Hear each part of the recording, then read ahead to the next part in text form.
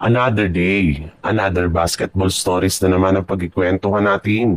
At ngayon nga, yung pag-uusapan natin ng balitang may nagbabalik na nga daw sa Los Angeles Lakers at ang balitang ika-number 2 na nga daw ngayon ang Golden State Warriors. Bago pa man nga magsimula ang kampanya ng Lakers ngayong season, ay sunod-sunod na nga ang mga nangyayaring problema sa kanilang kupunan kagaya na lang ng pagkakaroon ng injury ng kanilang mga players na sina Maxi Kleber, Ado Otero at si LeBron James na inaasang mawawala ng at least isang buwan. Pareho rin naman nga silang tatlo na hindi makakasama sa kanilang mga gaganaping opening night sa regular season. Bukod rin nga sa kanilang tatlo, nagkaroon rin naman nga ng lagnat ang isa pa nilang key player na si Marcus Smart na kasalukuyang day-to-day ang kalagayan. Kaya mukhang napakalaki nga ng problema ngayon na kinakaharap ng Lakers na maaaring maging rason ng kanilang pagkatalo sa kanilang mga susunod na laro. Pero wag rin naman nga daw pong ipag-alala ang mga fans ng Lakers ang mga nangyayari ngayon sa team dahil inaasahan na rin naman nga na makakapaglaro sa kanilang next game laban sa Golden State Warriors ang kanilang superstar na si Luka Doncic na maayos na rin naman nga ang kalagayan at ang pangangatawan nito ngayon.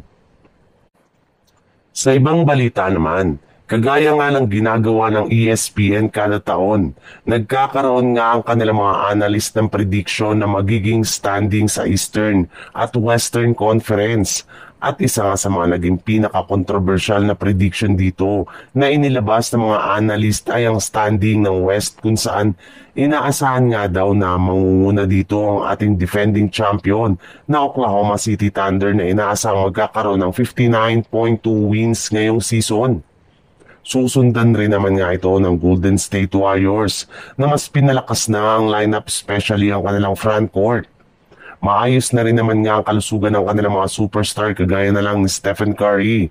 Kung inyong matatandaan, napakaganda ng ipinakitang performance last season ng Golden State Warriors simula nang makuha nila si Butler kaya inaasahan nga na magdudumi na silang muli sa kanilang mga laro. Pero may ilan na rin naman nga ang nagsabi na matanda na rin naman nga daw ang lineup ngayon ng Golden State Warriors kaya masyado na nga daw pong exaggerated ang paglagay ng ESPN sa ika-second place.